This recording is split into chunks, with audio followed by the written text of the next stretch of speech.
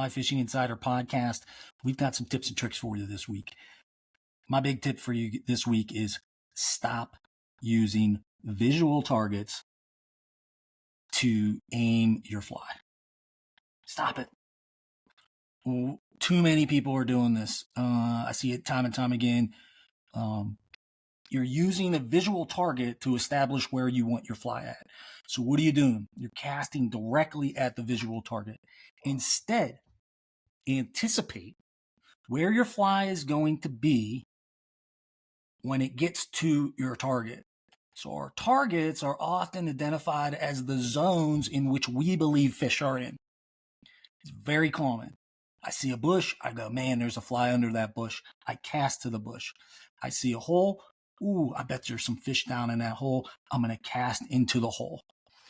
I see a rock, I cast before it, I cast behind it. Instead, don't cast to the visual object.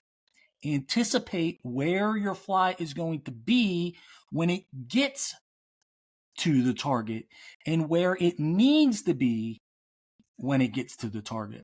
Use the site of the example because there's a couple examples we can use there. We're going to start from the top down.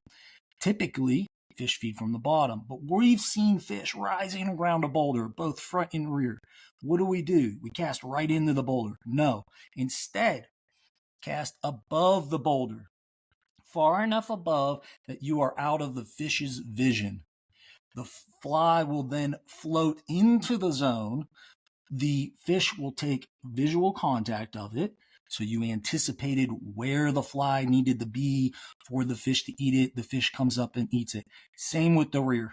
I'm going to cast to the side, or I'm going to cast on top of the rock and drop it in, or any one of those other scenarios to get that fly in the feeding zone in anticipation that I know the fish is there ready to eat on top.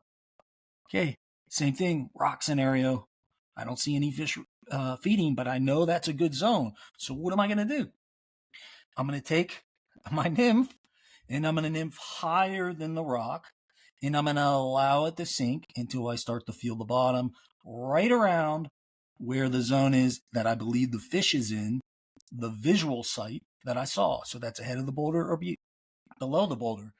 The next things that we want to look at are trees, holes, bushes, etc. Same kind of thing. If it's a moving river, you got to be up ahead of it.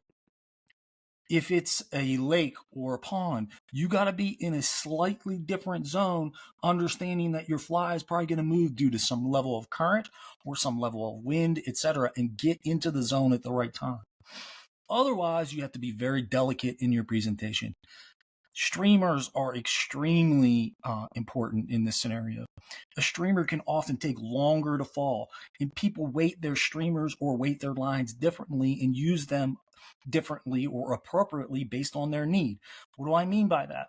I prefer a weighted line to get my unweighted fly down. I find it much easier for me to cast. However, there's times where I'm out in a smaller creek and I go, man, I'd love to throw some streamers along that cut bank. What am I going to do? I'm going to run a shorter, thicker tippet, something heavier because I know I'm going to get a big strike. And I'm going to use a weighted fly. And I'm going to let the fly on my float line get the fly down into the zone. I've talked about that on other episodes on how to add weight, for example, adding a cone head to your line, et cetera, et cetera. So go check those out as well. Everything you need, guys, is on Trident. They have all your leaders, flies, etc., weights, lines, whatnot. Go check them out if you want to do that. I'll put descriptions in the notes. But like I said, go out there and start anticipating where your fly is going to be instead of aiming for the target. That's your tip of the week. Talk to you soon.